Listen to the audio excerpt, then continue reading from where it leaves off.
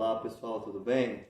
Estamos aí com o nosso segundo vídeo em aula remota aí, através da escola iComp, para nós podermos manter o nosso contato aí e a mente de vocês sempre frescas. Tá? Hoje nós vamos falar sobre abordagem inicial e situação de urgência e emergência. Isso em qualquer tipo de abordagem em situação de urgência e emergência. Tá?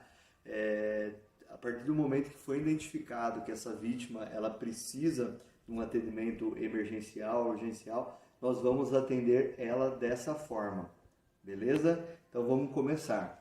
Quando se fala em atendimento à urgência e emergência, isso nós lembrando que nós estamos falando do APH e do atendimento pré-hospitalar, sempre que eu chegar na cena, primeiro nós temos que lembrar daquela primeira aula lá, né? O local tem que estar seguro para mim, para minha equipe, tem que estar seguro para a pessoa não sofrer um outro acidente ou alguém que esteja ali na cena. Eu tenho que estar usando meus EPIs para eu ter minha segurança e daí sim eu vou começar o atendimento. Tá? Mas quando eu vou avaliar a vítima, que ela está ali naquela situação de emergência, a primeira coisa que eu tenho que fazer é sempre pensar no mais grave. Tá? E qual é a situação mais grave dentro de urgência e emergência? A situação mais grave chama-se PCR, parada cardiorrespiratória. Essa é a situação mais grave, não tem uma situação pior do que essa. Então eu chego na cena do acidente e vejo que tem a vítima tá ali. Nesse caso, ela tem que estar desacordada, tem que estar inconsciente. Não existe vítima em parada cardiorrespiratória que ela esteja acordada ou consciente, tá? Então, o paciente, primeira coisa, suspeita a partir do momento que ele está inconsciente, desacordado. Aí ele está desacordado ali, o que eu vou fazer? Eu vou chamar essa vítima, tocando no ombro dela, falando, senhor, senhora, vou tocar e falar num bom tom de voz.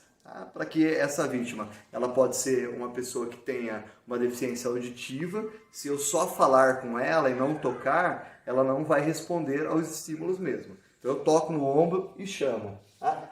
Nesse momento, a minha vítima ela está inconsciente, não respondeu. Tá? O que eu tenho que fazer? Primeira coisa que eu tenho que fazer é pedir ajuda.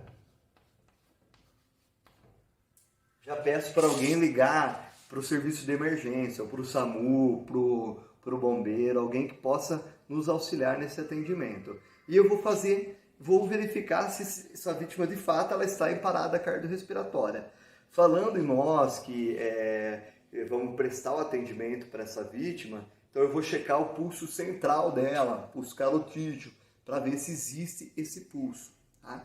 Se não está inconsciente, não existe o pulso, ao mesmo tempo, eu já estou verificando se essa pessoa está respirando, ventilando, se tem expansão torácica. Faço essa avaliação, não menos que 5 segundos e não mais que 10 segundos, que tem que ser uma avaliação rápida. Tá? Checo que essa pessoa não tem pulso e não tem respiração, então eu fechei o meu diagnóstico aí. Esse paciente, de fato, está numa parada cardiorrespiratória. Tá? E daí qual é a conduta? A parada cardiorrespiratória? RCP, reanimação cardiopulmonar. Tá? Daí, para esse quesito, nós vamos fazer uma aula só sobre isso na próxima aula, sobre uma reanimação de alta qualidade. Tá? Então, a vítima, suspeitei que ela está em PCR, que é o caso emergencial mais grave, e peço ajuda, né? E nesse momento eu fechei que ela está em RCP, em PCR, e vou começar a RCP. E para iniciar a RCP, nessa ajuda, eu posso pedir o DEA, tá? Para que se houver um DEA ali na cena, me auxiliar no momento em que eu vou fazer a minha RCP. Beleza? Descartei, a minha vítima não está em PCR. Qual é a segunda situação emergencial mais grave? A segunda é a PR, parada respiratória.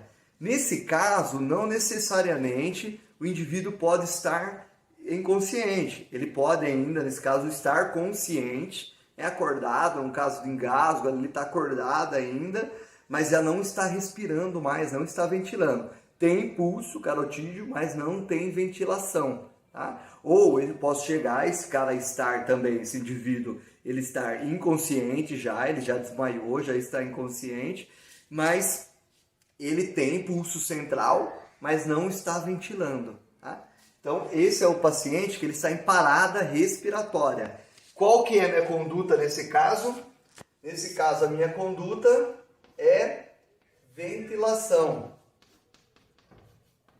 Eu faço ventilação de resgate, tá? Qual que seria a ventilação de resgate? Aí falando de um adulto, uma respiração, uma ventilação aí de 5 a 6 segundos. Na criança, uma respiração de cada 3 a 5 segundos, tá?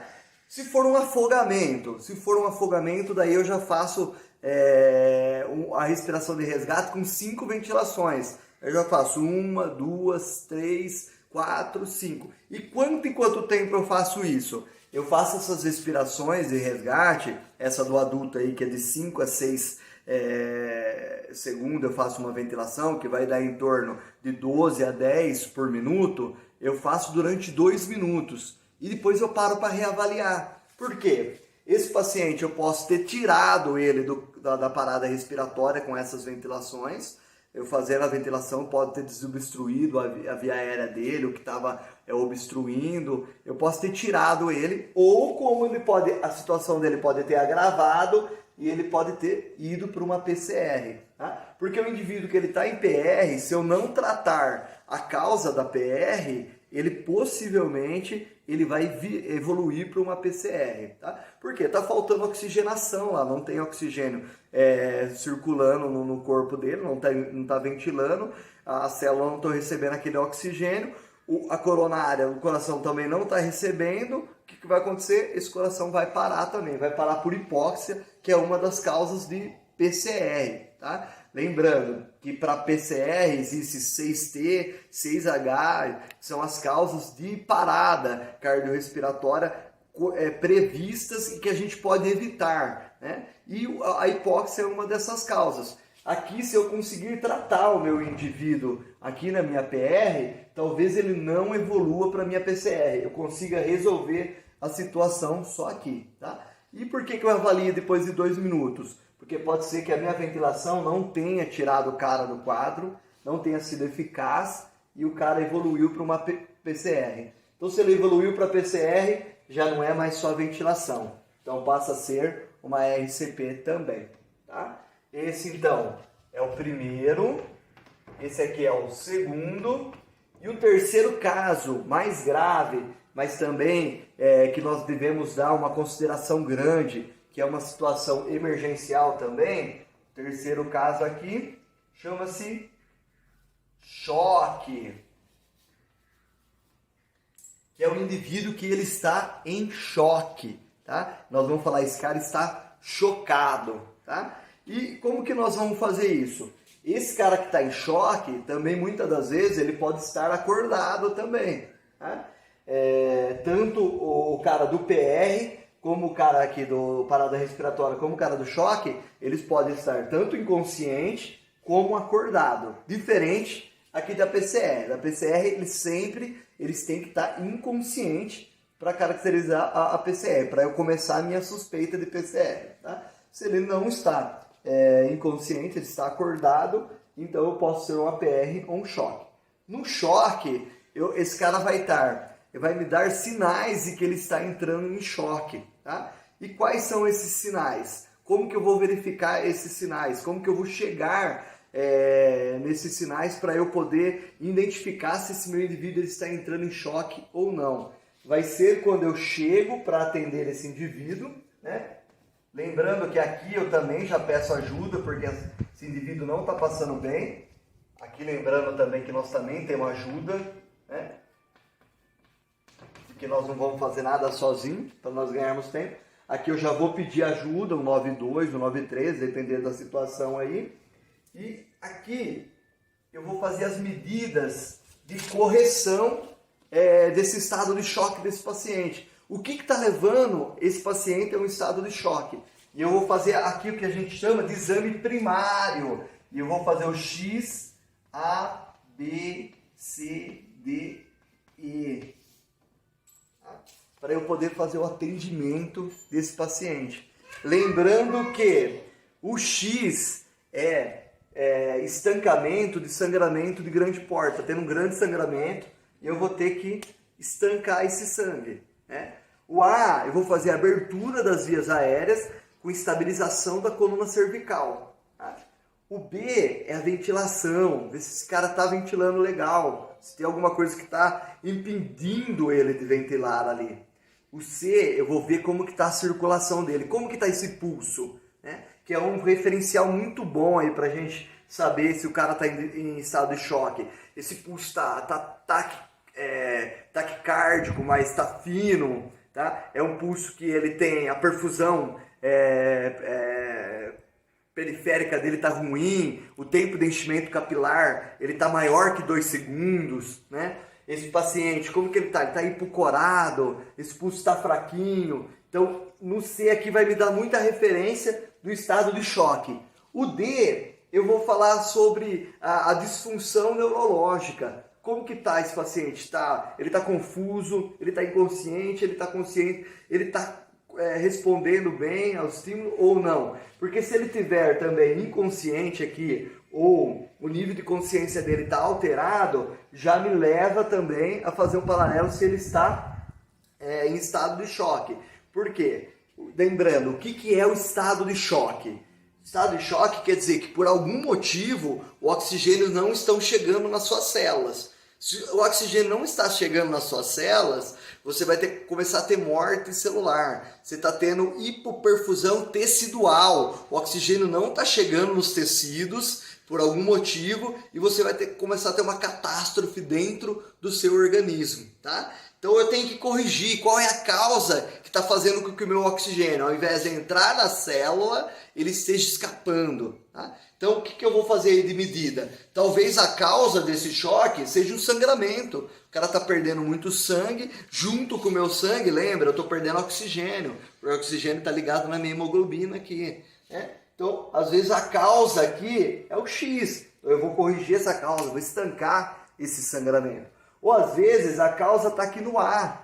Por quê? A abertura das vias aéreas, a hora que eu faço a abertura das vias aéreas, ele estava obstruído, ele estava fazendo hipóxia. Se ele não estava ventilando bem, essa via aérea estava obstruída, ele não estava ventilando, estava faltando oxigênio. Então, eu corrigi aqui o A e o B junto, eu necessariamente já estou corrigindo o meu estado de choque. E lembrando que para esse paciente, nós vamos ofertar oxigênio para ele, tá? Que é uma das medidas de nós evitarmos que ele entre no estado de choque ou retardarmos o processo do estado de choque. Porque se nós não corrigirmos aqui o choque, faltando oxigênio, ele por hipóxia, ele vai evoluir para uma PCR. Então perceba-se que esse paciente é tão grave quanto esse. Porque se eu não corrigir a situação do choque aqui, ele vai evoluir para cá, por causa da hipóxia, que é uma das causas de parada cardiorrespiratória, tá?